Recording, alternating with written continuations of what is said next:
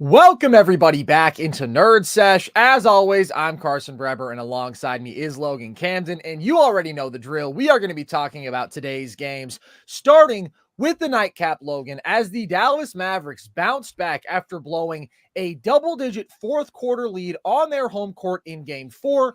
They came back, took a big win on the road in OKC. And Logan, perhaps the biggest difference between Game 4 and Game 5 was the play of Luka Doncic. Luka, who has struggled throughout these playoffs, had probably his worst game in Game 4, comes back and has probably his best game of the postseason tonight. What did you make of that performance from Luka? It's what we need consistently. And I know he's dealing with a lot of physical ailments. I don't know if they're boosting it. It doesn't sound like it at the start of the broadcast. They mentioned all of the ailments that Luka has. And I quote, they said, if this was a regular season game, he would be out 2 to 3 weeks. I mean, that's pretty big. They said that he's got a right knee sprain. He's got left knee soreness, back soreness, left Achilles soreness. And they also mentioned that apparently he's been dealing or playing through a semi-torn or torn Achilles for months now. So it's been tough for Luka, obviously physically. But what I liked so much more, Carson, is that, one, he played through the injuries. We didn't see him actively grimacing or reaching forward or playing anything up. And also he wasn't deliberately foul baiting or complaining to the referees as much. But with that, he also just flipped his game on its head. Like, the Dallas Mavericks need him to play like a top 3 player on the planet for them to have a chance to win this series and to make some real noise in these playoffs. And he delivers in this game. 31 points, 10 boards, 11 assists on 12 of 22 shooting, and 5 of 11 from deep. And you mentioned it, Carson. I mean, this has been one of the worst playoff series I've ever seen from Luka, and he's coming off of one of the worst games he ever played. 18 points, 7 turnovers, more turnovers than field goals made in the last game. And coming into this game, Luka was 22, 11, and 8 on 49% true shooting.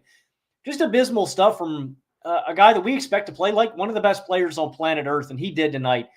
I loved his offensive process so much more in this one, Carson, working to get to his spots, weaponizing his physicality more. And obviously, one of the big things with Luka is how he can hit these big game-swinging step-back threes. What I liked more about it tonight, Carson, was it wasn't just he catches the ball, he takes 1 or 2 dribbles. Like, he was working to his spots on his step-back three, too. He wasn't just immediately settling for that shot, too.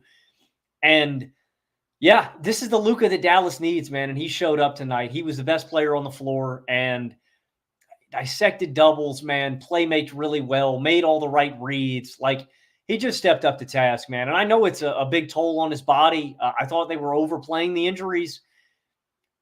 Luka's really banged up, man, but it's encouraging that he can reach this level while he's clearly hindered, man. And I liked his mentality so much more tonight, man. Like I said, not complaining to refs, not looking to get foul calls, not complaining about it, just manning up, playing through the pain. And he handled business tonight, man. This is the version the Mavericks need to be real contenders.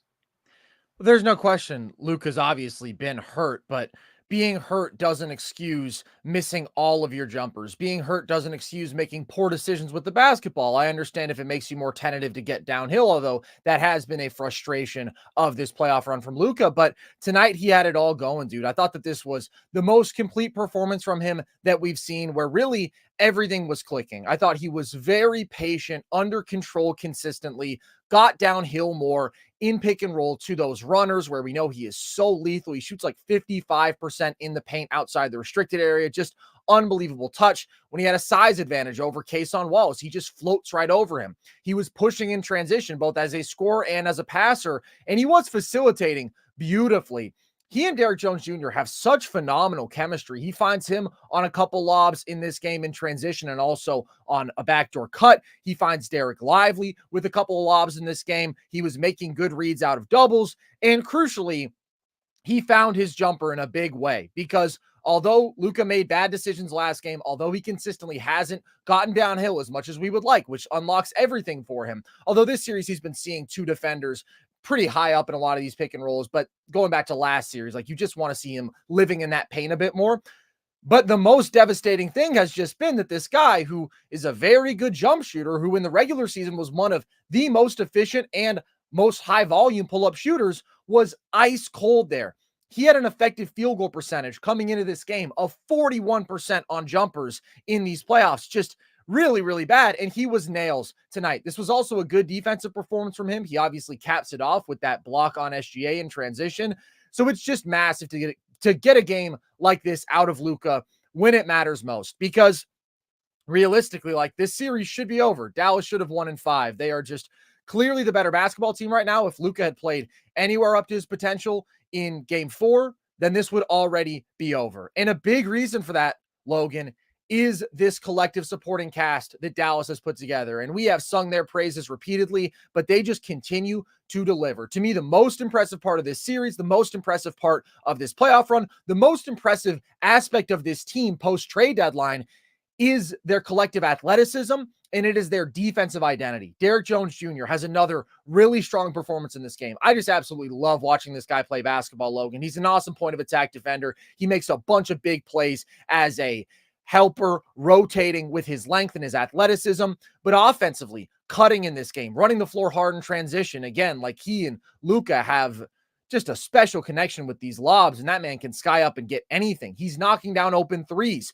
PJ Washington doesn't have another nuclear performance. He's not making 7 of 11 threes, but he hits a big corner 3 in the fourth quarter of this game. He follows his own miss on a possession in the fourth, gets a big putback. He rebounded very well. I thought he was even moving the ball in this game. And then you get 48 quality minutes from Gafford and Lively.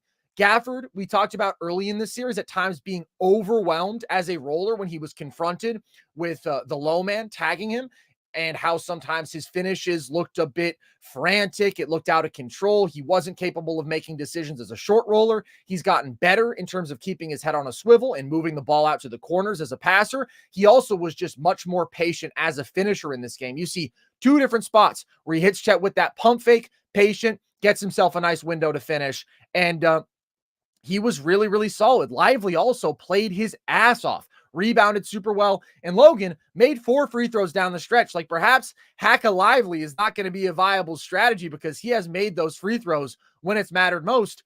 That's the key to this series. Like, that is the difference, because we haven't gotten good Luka until tonight.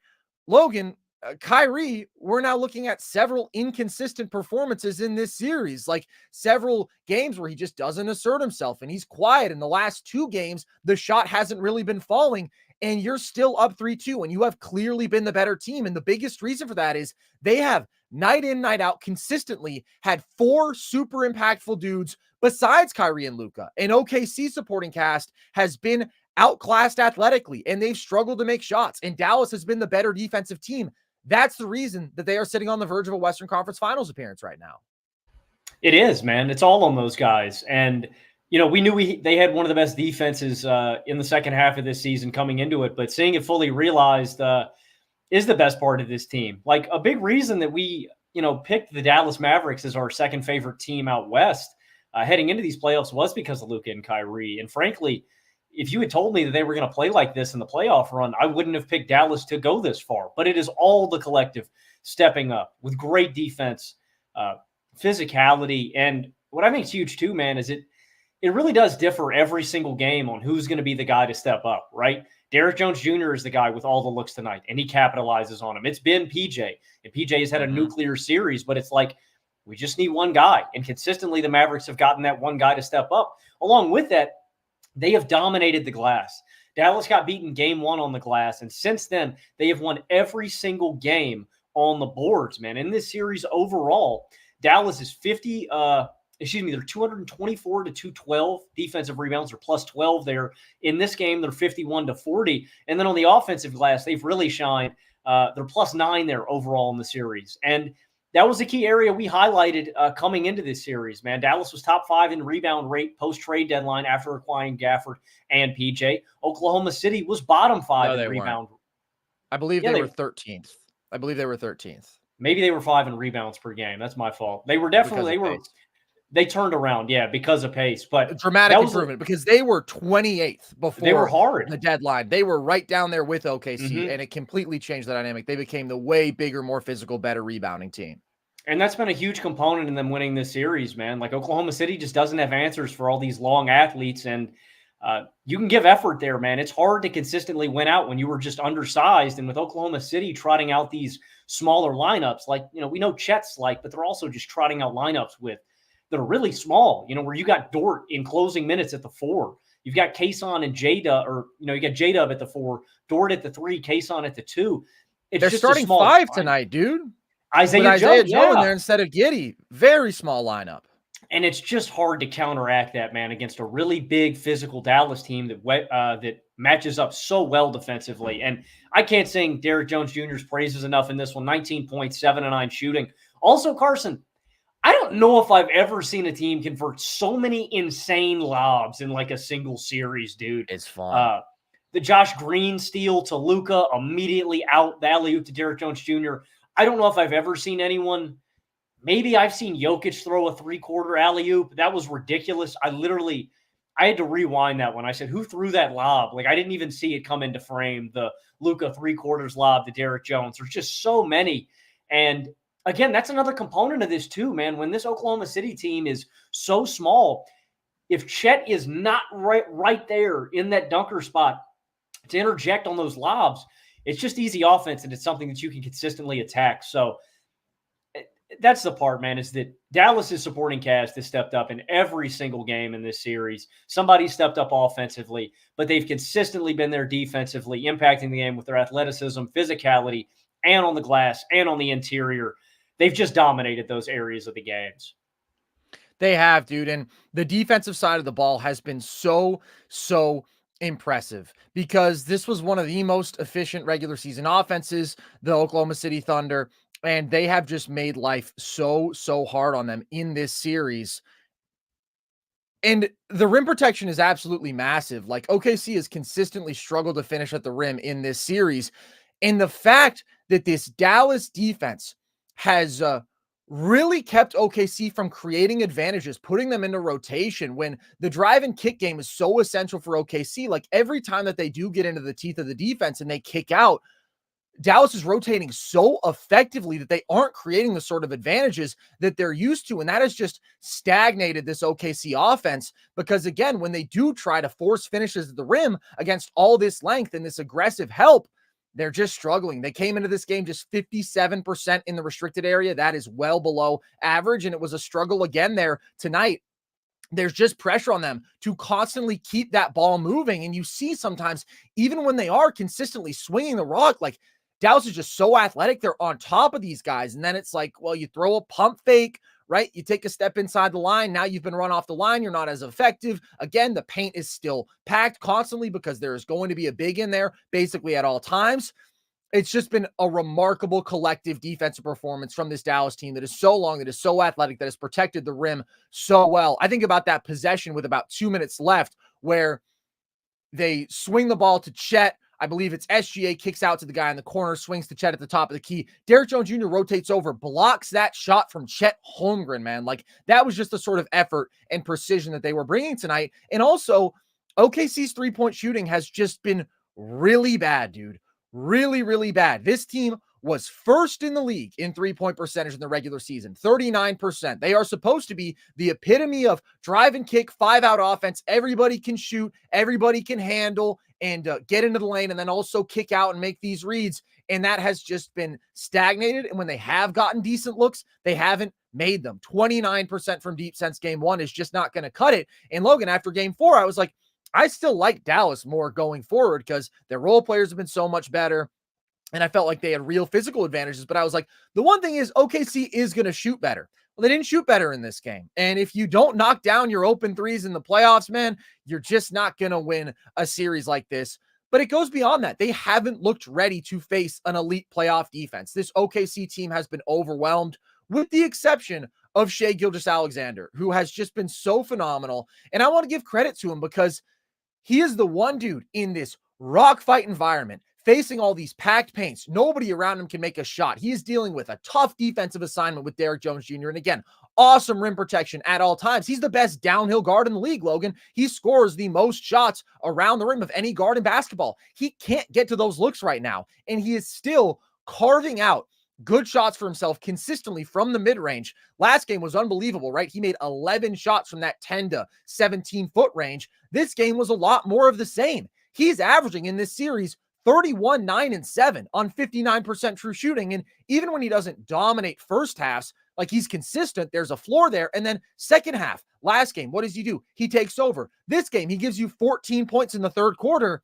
And I just feel bad for the guy because even when he is making the right reads, this was too true down the stretch of last game too, until finally Chet Holmgren hit a wide open corner three, and then Lou Dort hit an open corner three, and that was big for OKC, ultimately clutching out that win. But for the most part, when he gets the ball to the corners, like, guys are just missing, or they're making the swing pass and they're still getting overwhelmed, and Dallas is getting really good contests. So it's kind of like, unless he rises up from mid-range, they do not put the ball in the basket, and you're not going to win a series like that. So SGA has been the dude that we expected him to be, Logan. SGA has played like a top 5 player. He's been the best player in this series. Wasn't the best player tonight, but he wasn't far off. Like, he did his job. He was excellent. It is everybody around him that is letting him down. And you can't be that surprised because this team is so young. And that's a reason that we weren't as high on them as everybody else. The combination of youth, but more significantly, I would say some of the physical disadvantages that we have seen matter in this series, the Josh Giddey factor. But some of these dudes who I really like, J-Dub, for example, some of these supporting shooters, Isaiah Joe, Kason Wallace. Kason Wallace was really good last game, but in this game, they just don't pull their weight. No, I mean, it is everybody else, man. Nobody can hit a shot. And that's the thing, right? You could have keyed that in as a big swing factor for Oklahoma City in this series, the fact that they were the number 1 regular season shooting team from behind the arc. And that's a distinct advantage. But at this point in the playoffs, everybody's great at doing something, right? Your star players are great at this. Your supporting cast is great at this. You're never going to be able to take those things away, but what can you do? You can make life hard on them, and that's what Dallas has done, dude. You talked about that possession with Derrick Jones Jr. where he stuffs Chet. That's definitely the big highlight where swing, swing, swing. They are searching for that shot, and Chet still can't get it off. I was thinking of another possession I believe a couple of minutes earlier. I don't know if it was Lou Dort or Kason, but they're over there in the left corner playing hot potato. Dort's pumping like 3 times trying to get a look, and they just can't find the shot, man. And you can't overstate how big that's been in this series. They go 10 of 40 from behind the arc in this game, Carson. In this series, they've now shot under 35%, in 4 consecutive games. Every game except game 1, they've been under that threshold. It's just not good enough. They're not pulling their weight. And the guy I do look at is Jaylen Williams. If he doesn't go for, I think he had 8 points in the fourth quarter.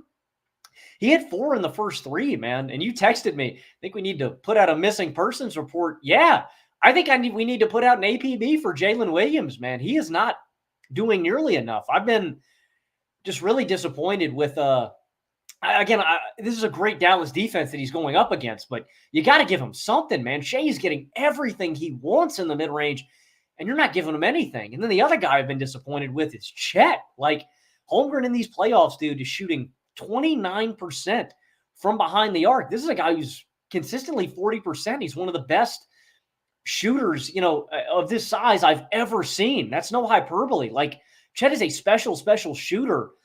And when Dallas can take away the rim like this, it just gives you nothing easy.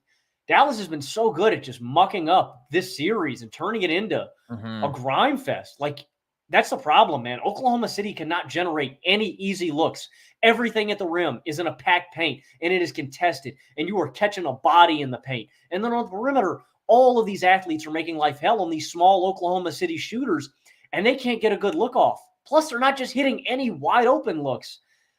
It's kind of a nightmare scenario, and I really do feel bad for SGA, man. SGA has been everything you could have asked for and more in this series, and he is just not getting anything close to enough from his supporting cast. Yeah, Chet has been so amazing defensively, one of the best defensive players in this postseason. And we talk about Dallas's rim protection, which has been awesome. Dallas came into this game in this series, Logan, shooting 50% in the restricted area. That is Chet Holmgren. That is all the spectacular things that he does defensively. Is one of the best rookie rim protectors ever, just period, point blank. But his shot has been off offensively. The reason that I put a lot more of it on J-Dub is just that it's so much more of a comprehensive letdown with him, and his role is so crucial in that he is the dude here who is supposed to be the second legitimate creator. He is the dude here who was supposed to be the second difficult shot maker. Like, J-Dub does a lot of things well, man. He is a real rim pressuring downhill guard. He's so shifty, so tough to stay in front of, but he is also a tough shot maker like SGA. He is a guy who is supposed to be able to serve you buckets from the mid-range, really from anywhere. He's also consistently above 40% from deep, and he gives you 16 a night on 48% true shooting in this series. He is just absent for a significant majority of this game. And when the spot up guys can't hit a shot on top of that, it's just not close to what you need out of Jaylen Williams. Like, he is supposed to be, fair or not, these are the expectations that we have for this guy because he's so good, a second offensive star creator from the perimeter in this series. And one of the keys that we laid out beforehand, Logan, was Dallas has Kyrie Irving. They have another guy who can be a top 15 player on the planet. As good as J-Dub is, he can't be that. Even though Kyrie hasn't been his best, like, to say that J-Dub isn't Kyrie has been an understatement, because unfortunately he has looked very much like a 23-year-old who is having to take on the burden of being a legitimate creator in a playoff run for the first time. And I know that he twisted his ankle 2 games ago, so maybe that's a factor here, but he really hasn't been good all series. And he still rose up and dunked on Gafford, so that was pretty athletic. Yeah, no, I mean, he had a good fourth quarter, and you're happy to see him show up for any portion of this game. But you're right, dude. It's been a complete letdown. Like, in this series, he's shooting 35% in the paint non-restricted area, and he's shooting 23% from mid-range. Like, this is a guy who I looked at as an SGA light, like a guy that you can't take his shots away. He makes so many tough looks every single game that it's like you're not going to be able to take him away. And they really have. They've been able to completely neutralize Jaylen Williams, man, and he has not pulled his weight. And I agree with you. Chet's not a guy who's going to manufacture a lot of easy looks for himself. Now, I do think maybe, I don't know, I think you got to throw the kitchen sink at Dallas offensively if you're Oklahoma City. Maybe go to some Chet inverted pick and roll with some of these guys just to give them some different looks, like defensively. See if you can drag those bigs out or something. It's not going to be easy, but I'm trying everything in this last game. But Chet's not the guy who's got to go out and create his own shot. It's J-Dub, and he has his fourth quarter here. He had his moment in, game 1, 2, but it's got to be consistent. And again, I'll reiterate those numbers: 35% in the paint non-restricted area, 23% in the mid-range. It's just ugly, ugly stuff, man. And J-Dub's a guy that I just wouldn't expect that to happen from. 31% from behind the arc, too, man. He's the guy that I think you really got to point the finger at as the second guy who's not pulling his weight for Oklahoma City. Agreed. Pulled their weight for Oklahoma City tonight, Logan? Josh Giddey.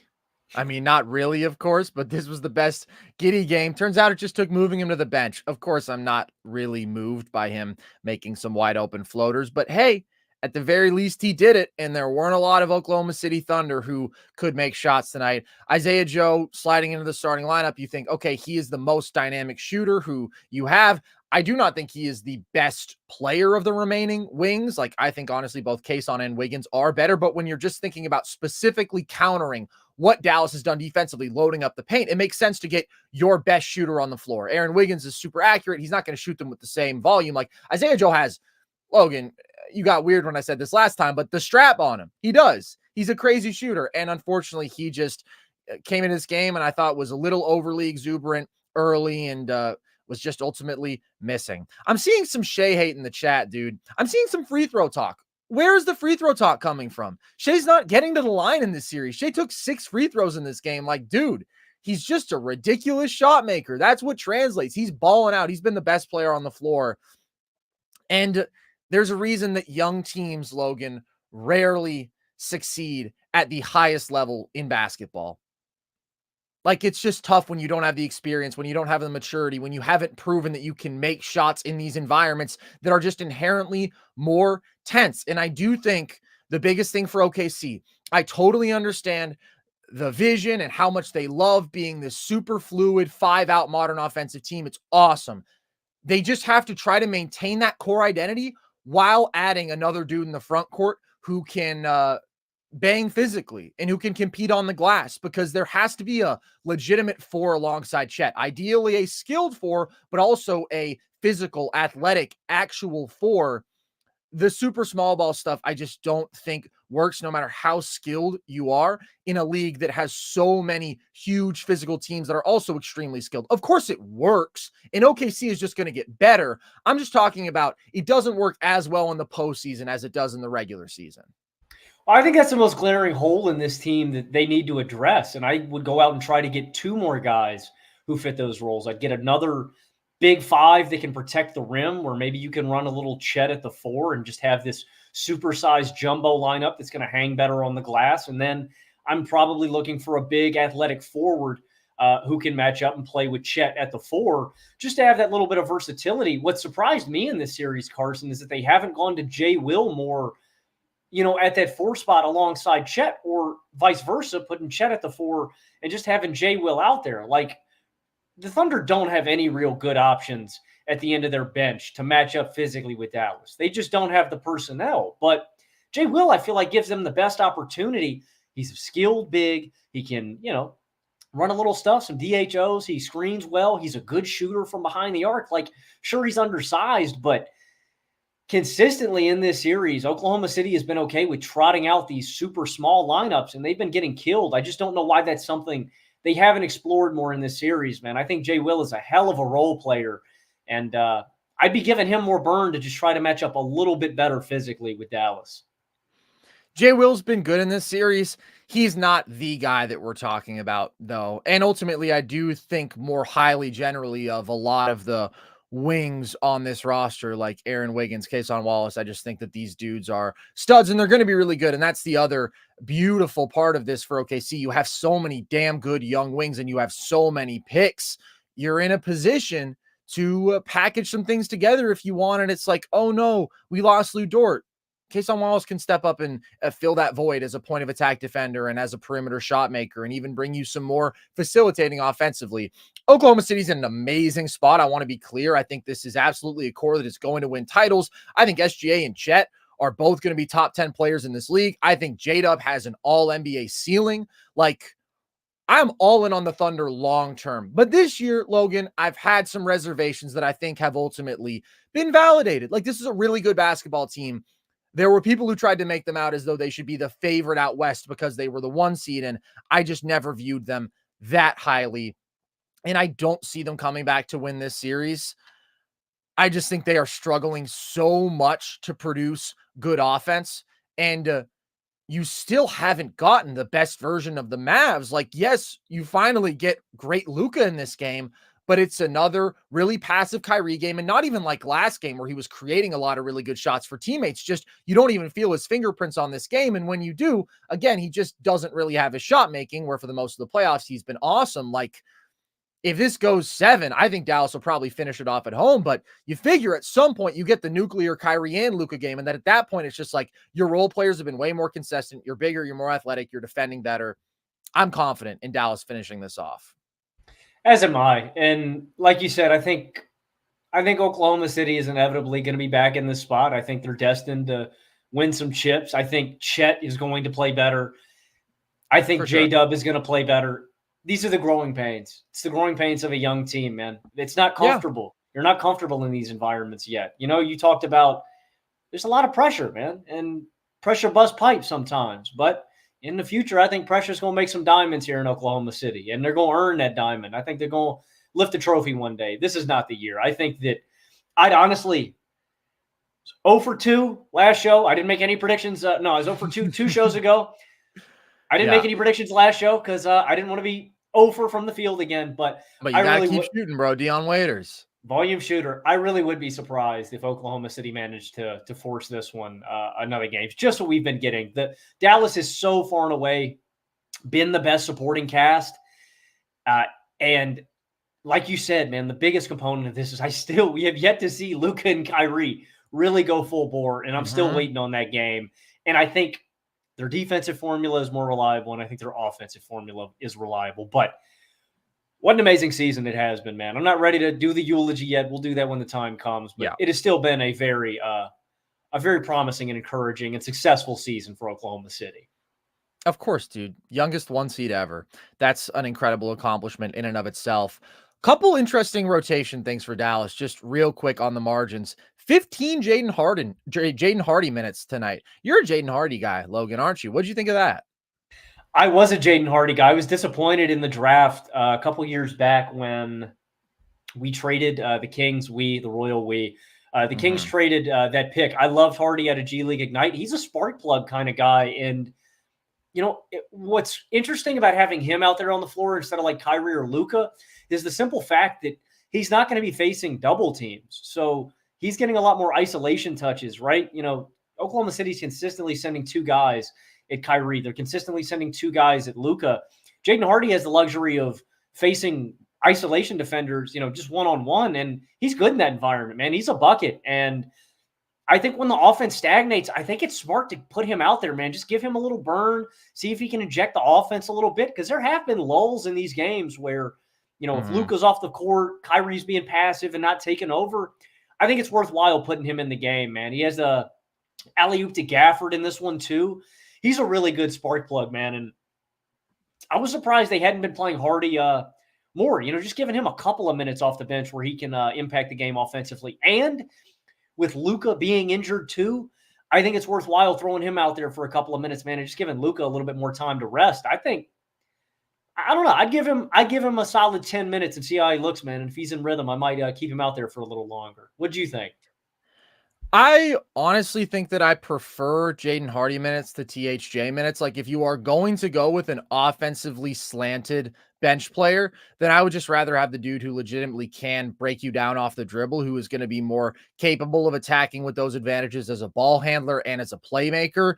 THJ has hit some big shots in this series. Like, he's had it going in stretches, but tonight you get the flip side of THJ, which honestly was most of the home stretch of this regular season, which is the guy loves every shot he's ever seen, but he doesn't make every shot he's ever seen. And like, there's that one possession where he just chucks 2 heavily contested jumpers, misses rim entirely with both of them. Like, I think long-term, I prefer Dante Exum minutes to THJ. I prefer Josh Green minutes. Like, just give me the dudes who are bringing the consistent 2-way value, or if not, bring me the more complete offensive player, which I do think is Jaden Hardy. Shout out THJ for what he's done in this series.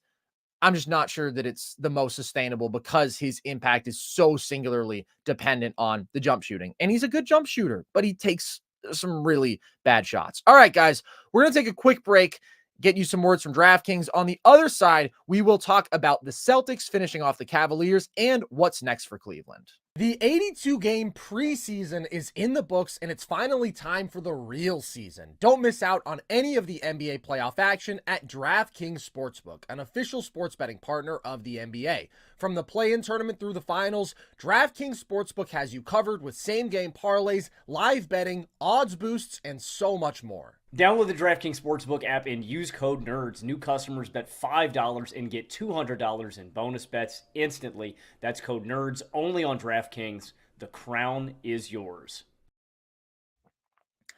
So, Logan, the Celtics have done it. They have dispatched the Cleveland Cavaliers without Donovan Mitchell and Jared Allen, and even Karis LeVert in this game.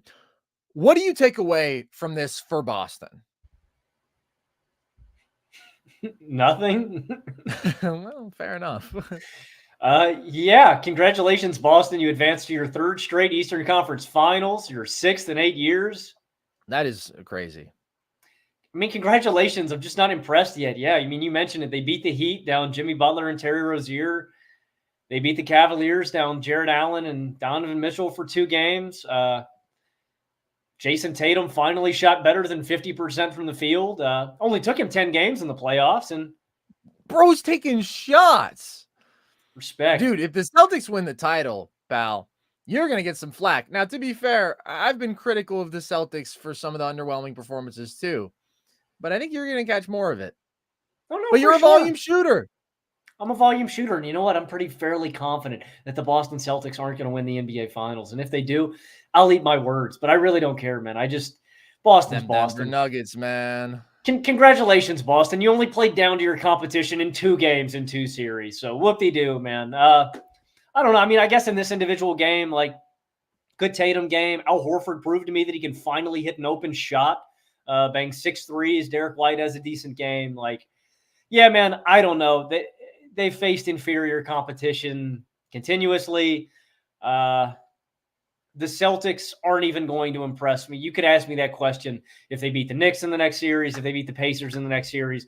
My answer is probably going to be the same. I learned absolutely nothing. I need to see the Celtics against a real opponent, man. Like, seriously. they have rolled out the red carpet for the Celtics on the way to the NBA Finals. What they do, progress. Congratulations. I'm not impressed. I will say this, Logan. You play who's in front of you, and the Celtics were going to, in my opinion, destroy anybody in the East, or at least beat them. The healthy Bucks with Giannis, the healthy Knicks. Like, I just think they are clearly a cut above. I did view them as being in that top tier alone with Denver. I mean, this is still one of the best teams this regular season by point differential we've ever seen, a 64-win team. And I don't want to lose sight of the fact that that is why we are so unmoved by the fact that they just take care of business like this. And then there's more cause for conversation when they do have a single letdown game. Like, it does all come from a place of respect and appreciation for how good this basketball team is and how talented they are. There's not a ton to take away, though, from them beating a lottery team, because that's what they did in these last two games. And both these games were still a little more competitive than you would like, but they pull away at the end. Jayson Tatum did play really well. And this is clearly the best 3-game stretch of the playoffs that we've gotten from Tatum. Game 3 was just when he came out most aggressive, was immediately dialed as a shot maker, was aggressive getting downhill.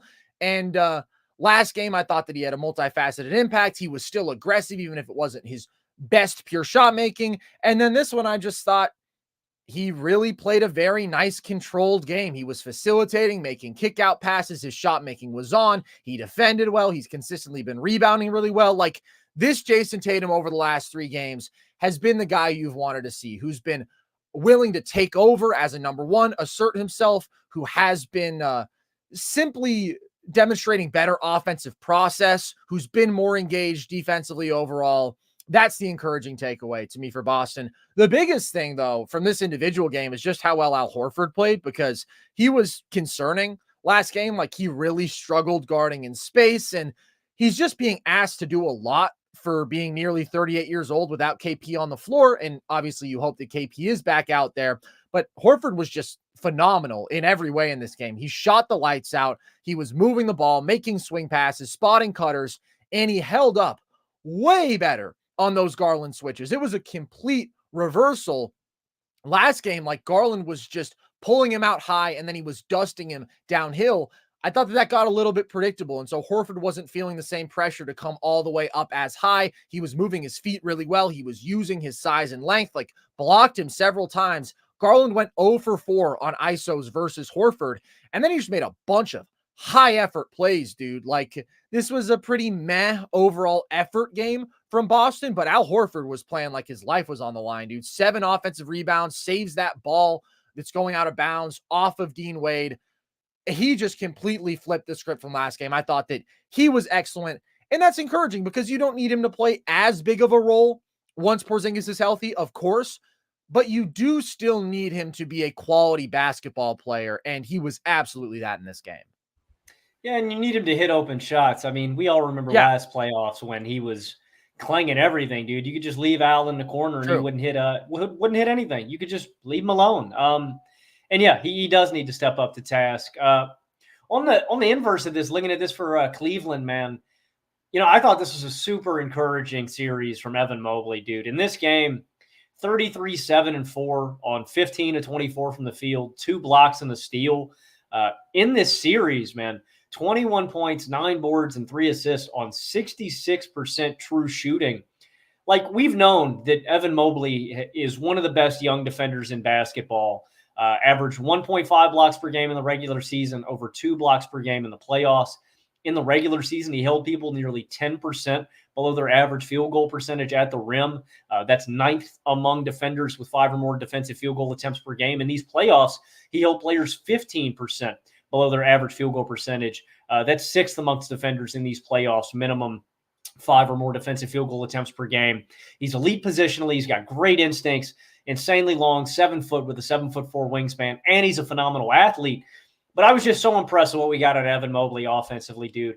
Rolling hard in the pick and roll. And then the biggest thing in this series was just his willingness to attack mismatches. And I put emphasis on the word willingness because sometimes I am frustrated when he has a smaller defender on him and he gives you that up and under. He tries to give you that pump fake, and it allows another guy to collapse on him, and he still needs to work on that. But it really is about the willingness. Like, Mobley's a guy who is passive to a fault sometimes. Like, he doesn't want to take over. That's not his tendency, right? He wants to play make for other guys. He wants to not be the guy scoring, and he had to in this series. No Karis LeVert in this game. No Donovan Mitchell for the last 2 games. Like, no Jared Allen for this series. He had to be the guy that stepped up, and he was, man. I was impressed with his improvement in touch. It's still not great, but you see a little bit of it on some scoop layups, on some hooks in this series. It's just really encouraging. And I want to be clear about something. He is a gazelle offensively. I still think that Mobley has a long way to go. It is going to take some time for him to really carve out like a reliable and dependable offensive game. He's but a baby the glimpses, he is, man. But the glimpses that we saw in this series, super, super encouraging, man. And I really think he can hold down the 5 for the Cavs moving forward. I think it'll open up the floor so much more for Cleveland. I think you can potentially tap into Mobley more as a playmaker. And I think the Cavs should trade Jared Allen. That's a conclusion that I know me and you have been working on, Carson, for 3 years now, it feels like, ever since Mobley got drafted, honestly. But with what we saw offensively from Mobley in these playoffs, I think it's time to pull the trigger. They absolutely have to choose which big they want to build around alongside which guard they want to build around.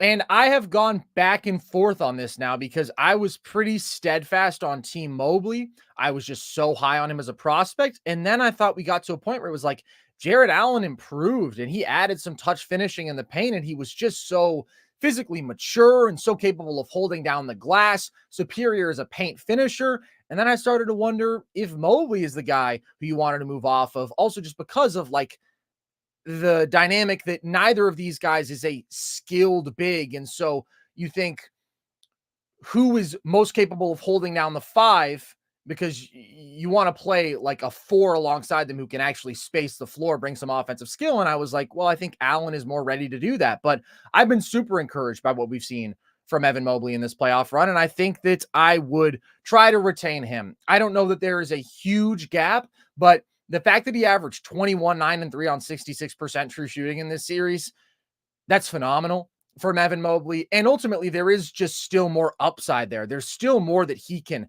tap into. There's still more that you can do utilizing him as a playmaker, which we started to see in this series, running DHOs and delay actions and just as a connective passer. As the lone paint big, he was just getting good looks as a roller and he was finishing. There still is the potential for the floor spacing. So I think Evan Mobley is also the more special defender because, I mean, his pure rim protection was outstanding, but what he does in terms of switchability, Allen is good there. Mobley is really, really pretty exceptional there. So this was great for him. As you say, like the guards kept feeding him off the roll. Nice playmaking in this game, finding Sam Merrill off screens, kept hitting Cornette with the spin into that hook shot. Now, I will say the mismatch attacking, it has to be an actual mismatch, Evan, because when he tries to go at someone who is his size, it's been horrible. He averaged 0.56 points per post up this postseason, Logan. So let's do less of that, but with a simplified role offensively, like I do think he can be good. And I think defensively, he is outstanding. Was one of the best defenders in this postseason, like arguably the best defender with the combination of rim protection and versatility. So now we got to look at what's next for the Cavs, Logan. I have a few ideas for this offseason. I'm going to pitch them to you. I have a 2-step plan here. You let me know what you think. Step 1 is trade Darius Garland. We've talked about this. He has just regressed ultimately, and the Cavs played a lot of their best basketball without him on the floor this regular season when it was Mobley and Allen. But I think it really works with Mitchell and Allen, but I think it works with Mitchell and either of the two bigs. And then you have athleticism and switchability and defensive identity on the wings, where I think they can continue to improve their personnel. Garland just isn't pulling his weight right now as that second creator. Here's my pitch. Darius Garland to Orlando for Jonathan Isaac, Cole Anthony, and Jet Howard. Who says no? Who wins? I really think it's mutually beneficial. And I cooked up a trade idea for both of these guys too. So I will throw one back at you. I think it's mutually beneficial. Throw it back at me. hold up. What? Uh, I think it's mutually beneficial. I would probably say that Orlando wins this one just because they're getting the best player available. You said John Isaac, Jet Howard. Who is the third guy? Cole Anthony. Cleveland gets a little – I love me some Cole Anthony, man. Cleveland gets him a little spark plug guy off the bench, maybe with Karras. Get some buckets off the bench. John Isaac can slide in there I'm kind of salivating a little bit at John Isaac and Evan Mobley in the front court together. Yeah. That kind of gets me going. And then on Orlando's side, they just need some reliable ball handling. And he adds floor spacing. Would be the primary ball handler. It enables them to run some pick and rolls and some pick and pops with Paolo. It allows Franz to slip into that third tertiary role where I think he's best equipped. I really like that, man. I think it's a mutually beneficial deal. And I think it works on both sides. I quite like that. I think so too. For Orlando, I think it's a real positive because they are obviously going to be in the market for some sort of star creator, but it's not easy for them to A, find a legit star, and B, find somebody who works with their timeline, right? You could go out there and try to bring in Paul George. He's 32 years old. Garland is very much on your timeline. He is still a legitimate high-end guard. He's a great pull-up shooter. He's a really good playmaker. He's very quick downhill. I just think he has lost his sense of himself a little bit here. He's just not playing like the Darius Garland that we saw 2 years ago. I think that if you give him a fresh start, and also there's just less pressure there for him to even be a super consistent number 2 because Franz and him can sort of rotate, right? You don't consistently need him to be great like you do in Cleveland. I'm not as high on Darius Garland as I was 2 years ago. I've been disappointed. But that to me would be a really good spot for him, and it's what Orlando needs. Maybe he's not good enough. Maybe he doesn't move the needle enough. Maybe they want to hit a real home run there, but he's pretty good, and he's a lot better than what they have in the backcourt. And then for Cleveland, you get an awesome defensive four. Like Jonathan Isaac is just phenomenal when he's healthy, and this was his healthiest season, of course, who helps the spacing, right? You maintain the size of a legit four with his overwhelming athleticism and length. But because of the spacing, he fits easily alongside a 5, but you maintain all that elite defensive identity that is crucial. And then, you get a little bit of scoring punch with Cole Anthony. Jet Howard, you kind of just have to throw in to make the contracts work. I'm not super high on him, but, first rounder last year, why not get him? I don't think Orlando would be too bummed out to be moving on from him. Okay, the second part of the plan, Logan, and I think that the Cavs should do both of this in my theoretical land. Trade Jared Allen to the Thunder for Lou Dort and Isaiah Joe. What do you think about this one? If you want, I can give you my thoughts first while you think, because I've already thought about it. I like this deal. I really love this for Oklahoma City. I think Jared Allen is almost like a perfect guy that they could go out and get. I mean, works alongside Chet. The reason that Mobley and Allen don't work as well is neither of them can legitimately space the floor. One, it allows Chet to attack guys who are probably smaller than him, right? He's just be able to shoot over those mismatches. He's still going to be a lob threat. You can still run everything with him, but you slide in a guy who's way more physical, going to protect the rim. That's going to be a swarming interior, man. Chet is a help side guy now. They're going to protect the hell out of the rim.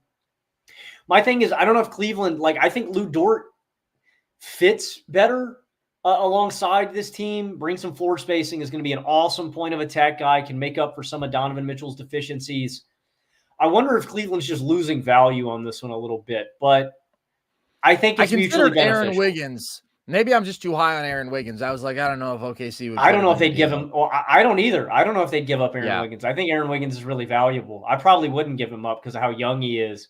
I would probably do this one too. I also have some ideas. I think mine are a little more star heavy. I don't know. You'll have to let me know what you think of those too. Okay. My thought on this one, I have mixed feelings for OKC because I'm pretty confident that they actually wouldn't do this. I don't know for sure, but I think that they believe pretty deeply in their 5-out identity. I think that that is the philosophy of this basketball team. I think that they want Chet to be their 5 long-term.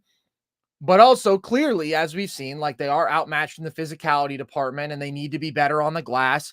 This gets them a damn good physical 5 who's 26 years old and on a good contract. Jared Allen is really, really good. And I do think that Chet can absolutely play the 4. It's just a question of, from their perspective, like, would we be better off waiting for a power forward, as we were talking about, like a guy who is going to bring more floor spacing, but also can bring some of the physical dimensions that we need on the glass and defensively? You're going to have to find that guy. They don't just sprout out of thin air, but I could see that angle from OKC because they want to maintain what they do best going forward.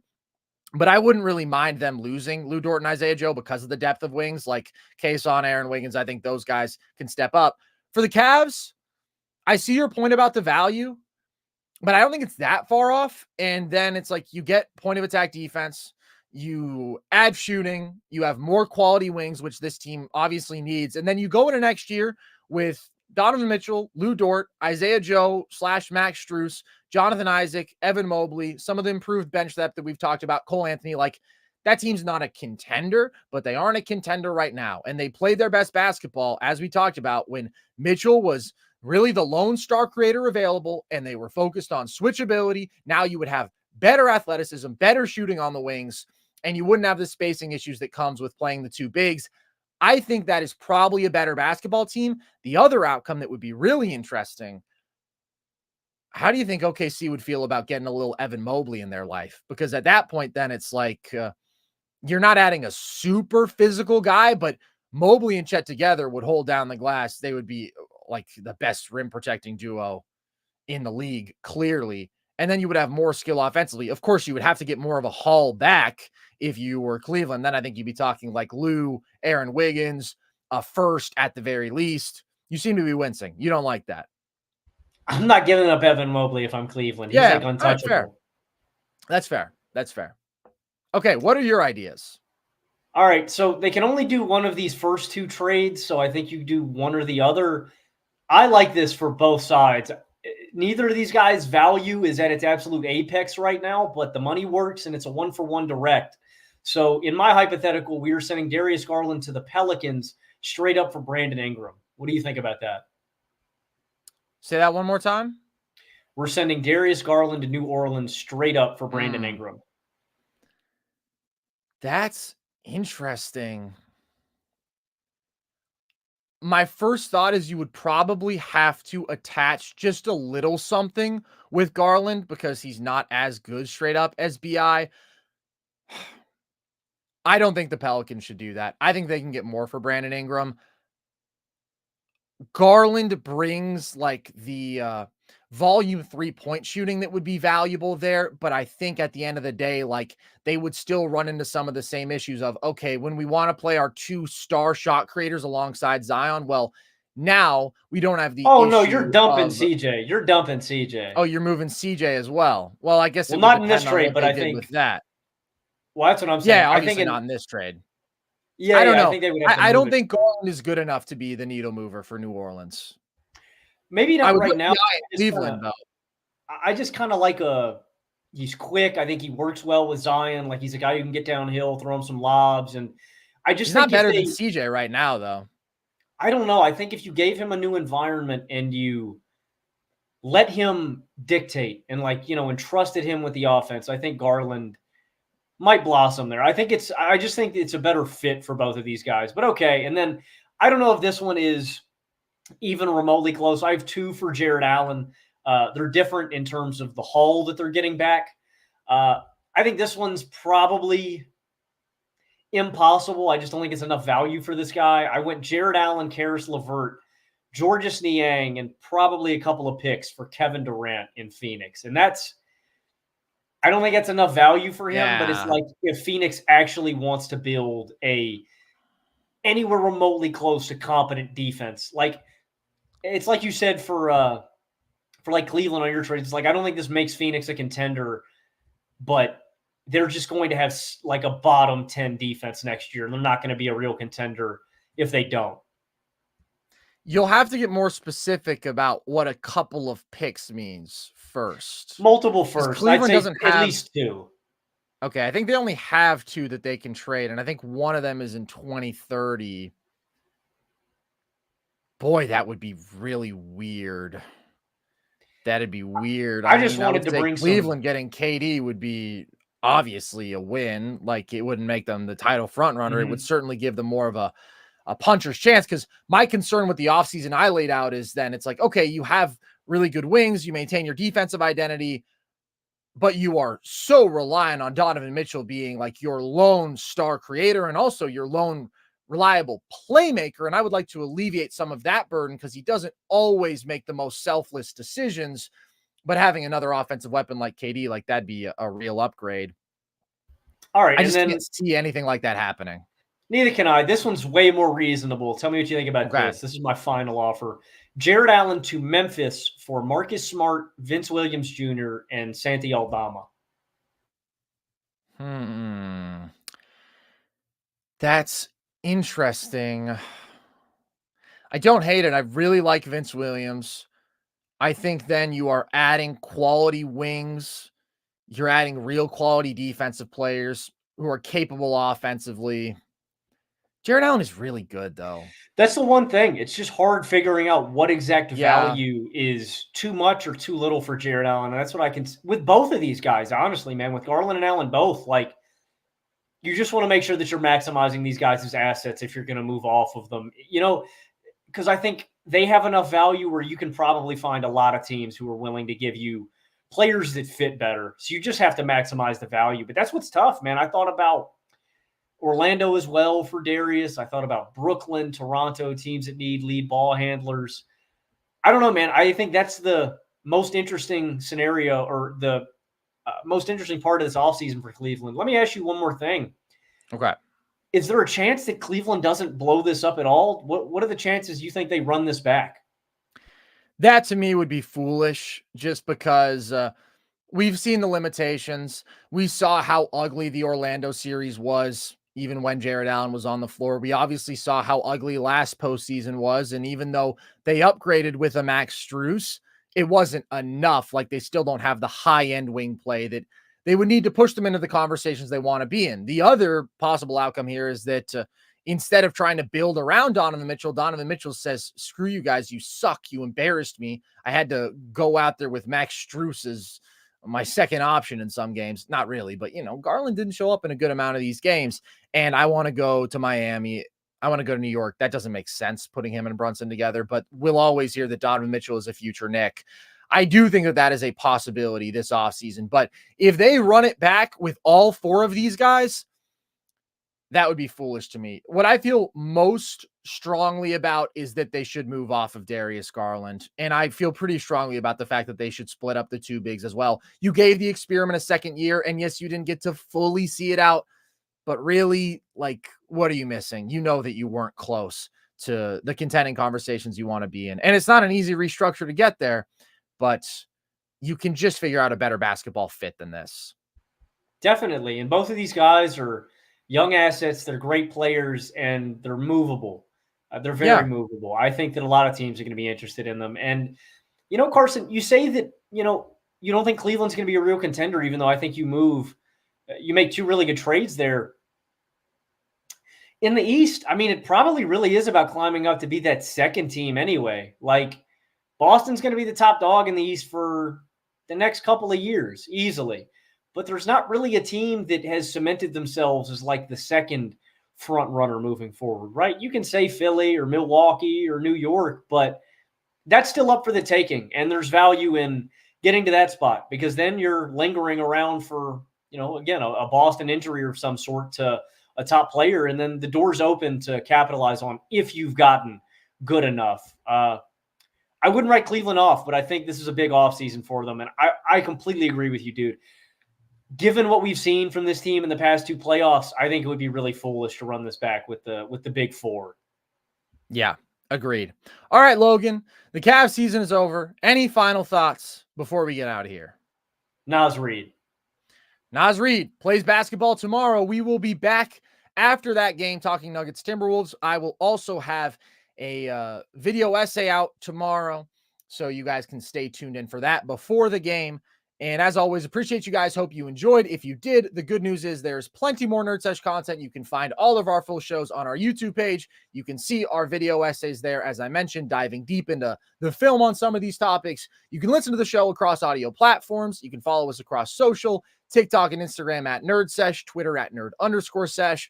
And you can check out our merch if you want at thevolume.com. You can also join our Discord where Matthew Spawnhour was active today, folks. A Matthew Spawnhour sighting, one of the good guys as per usual. So if you want a chance to speak to him, you know where to find him in our Discord. And with that, as always, appreciate you guys, except for Jax Florida, who I banned from the chat. If you guys are being weird in the chat, I will ban you.